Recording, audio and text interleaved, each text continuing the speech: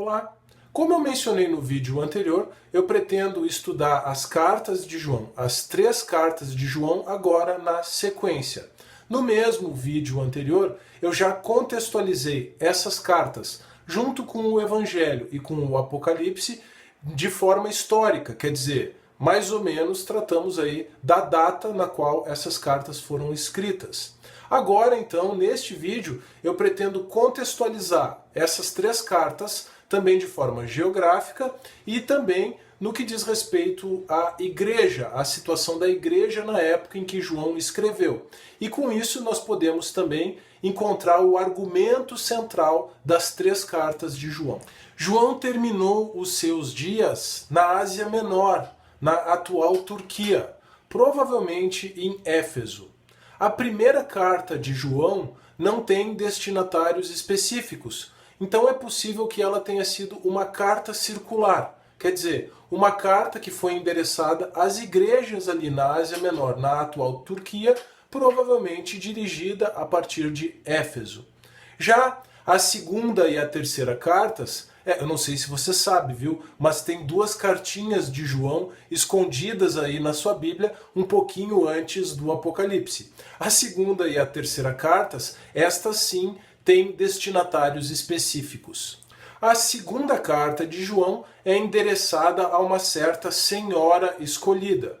E não há como saber se esta era de fato uma mulher que existia ou se essa foi uma forma que João utilizou para designar uma determinada igreja visível. Mas, na verdade, isso não muda a essência e a interpretação da carta. Já a terceira carta de João foi escrita a um irmão chamado Gaio, que personifica o verdadeiro amor cristão. Nesta mesma carta nós temos um outro personagem, uma outra pessoa que aparece, um tal Diótrefes. E esse Diótrefes, ele personifica o oposto, quer dizer, o abuso da liderança, o abuso de uma posição, entre aspas, de autoridade dentro da igreja visível. Nas suas 3 cartas, João lida basicamente com 2 grandes problemas. E isso nos passa também uma radiografia da igreja naquela época. Os problemas que João lida, os 2 problemas com os quais João lida, o primeiro é doutrinário e o segundo é prático.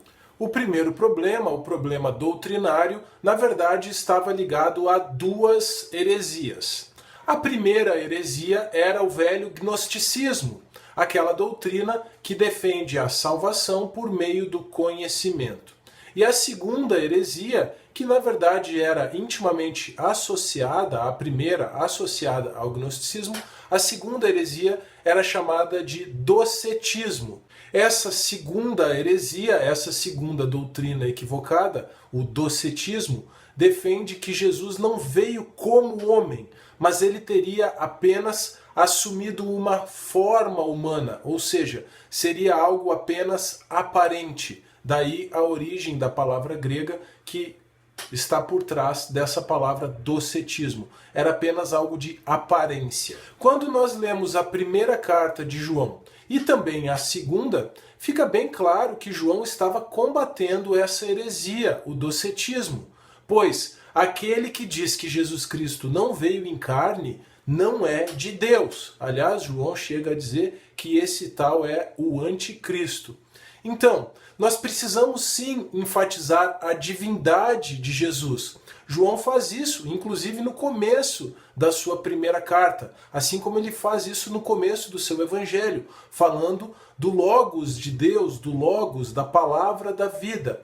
Então é importante nós enfatizarmos a divindade de Jesus, mas é tão importante quanto nós enfatizarmos a humanidade do Cristo de Deus, pois Jesus nos tornou participantes da natureza divina, como Pedro escreve na sua segunda carta. Jesus nos tornou participantes da natureza divina por um lado, mas por outro lado, ele fez isso, ele nos tornou participantes da natureza divina exatamente para que nós o imitemos. E imitando-o, nós vamos imitar a sua natureza humana, a humanidade do Cristo de Deus. Então, assim, enfatizando a humanidade de Jesus, João demonstra ainda que a salvação não é obtida por meio do conhecimento, como ensinava aquela outra heresia, o gnosticismo, mas a salvação é dada por meio de uma vida de relacionamento com o Filho de Deus.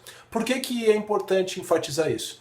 Porque o gnosticismo também faz uma separação, uma divisão entre matéria e espírito. E assim, não importaria para o gnosticismo como a pessoa vivesse a sua vida de acordo com a matéria, como ela vivesse nesse mundo. Ou seja, seria possível viver uma prática de pecado e ainda assim ser salvo.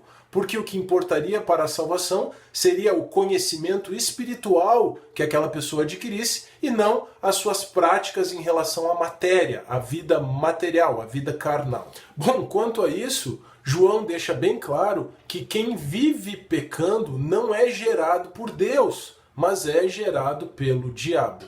E nesse contexto de geração de Deus e geração do diabo, ele também lida com o outro problema, o problema de ordem prática, a falta de amor.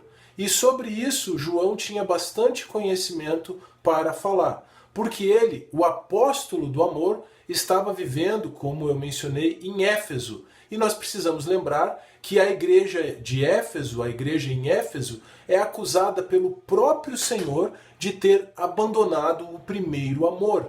Isso está em Apocalipse 2:4. Agora, aqui é muito interessante nós notarmos como a resposta que João apresenta para os dois problemas com os quais ele estava lidando. O problema de ordem doutrinária, o gnosticismo e o docetismo. E o problema de ordem prática, a falta de amor, a resposta que João apresenta para os dois problemas com os quais ele estava lidando é a mesma.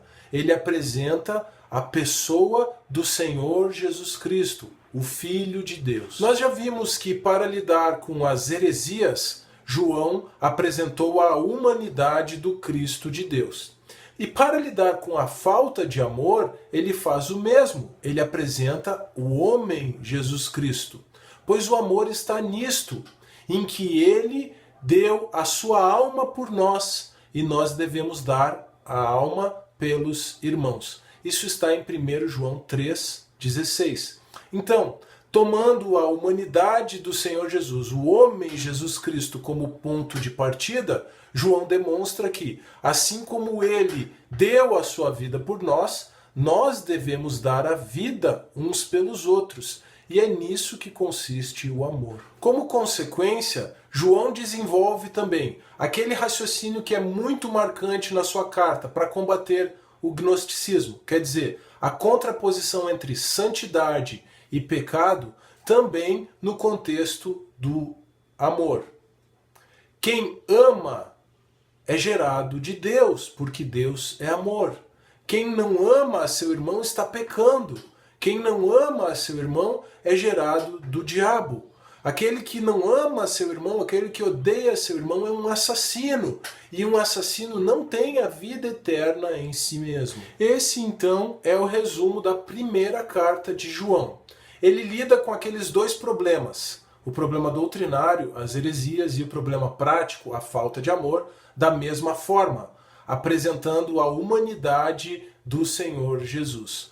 Pois o Cristo de Deus reúne na sua natureza humana tudo aquilo da natureza divina que pode ser revelado a nós. E o que nós temos nas outras cartas? Mas depois nós vamos tratar de cada uma especificamente. A segunda carta é um resumo da primeira no aspecto doutrinário.